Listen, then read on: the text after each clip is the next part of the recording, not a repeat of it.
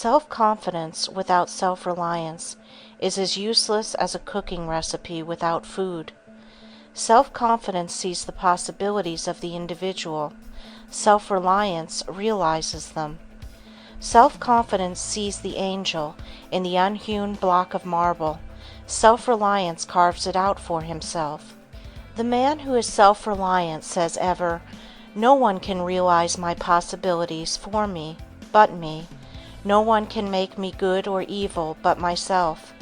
He works out his own salvation, financially, socially, mentally, physically, and morally.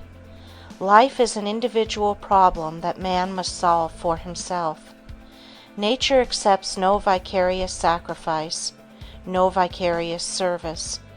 Nature never recognizes a proxy vote. She has nothing to do with middlemen. She deals only with the individual. Nature is constantly seeking to show man that he is his own best friend, or his own worst enemy. Nature gives man the option on which he will be to himself. All the athletic exercises in the world are of no value to the individual unless he compel those bars and dumbbells to yield to him in strength and muscle the power for which he himself pays in time and effort. He can never develop his muscles by sending his valet to the gymnasium.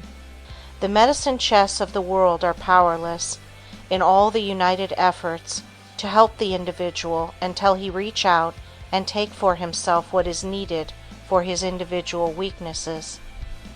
We must rely on ourselves, live our own lives, or we merely drift through existence, losing all that is best, all that is greatest, all that is divine.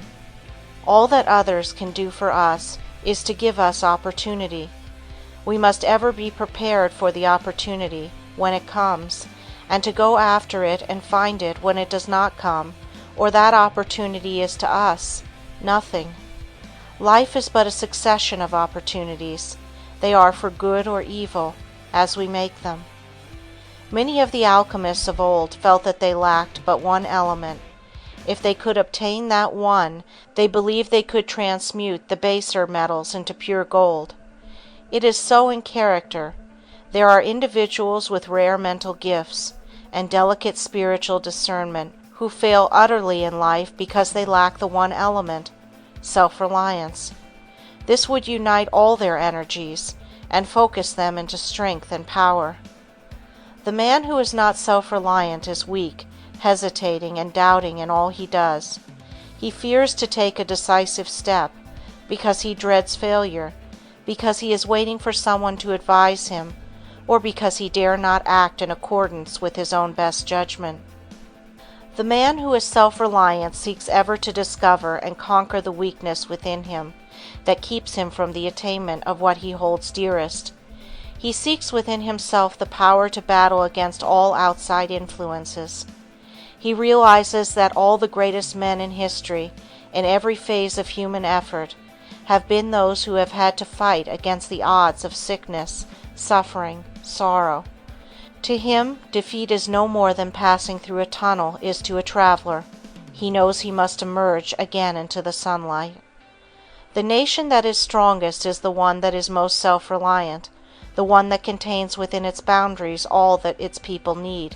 If with its ports all blockaded, it has not within itself the necessities of life and the elements of its continual progress, then it is weak, held by the enemy. Its independence is in proportion to its self-reliance, to its power to sustain itself from within. What is true of nations is true of individuals.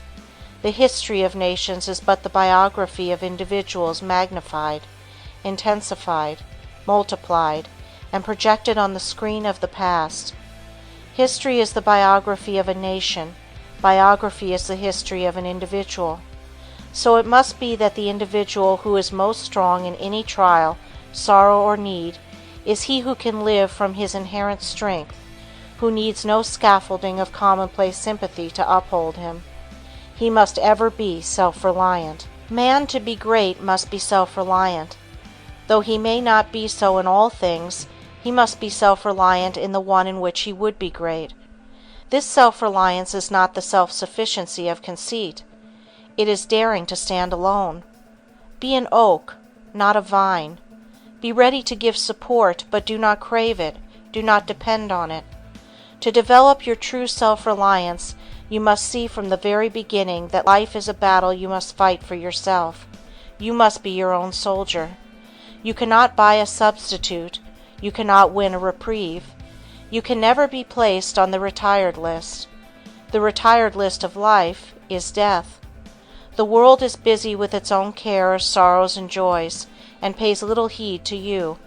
There is but one great password to success: self-reliance.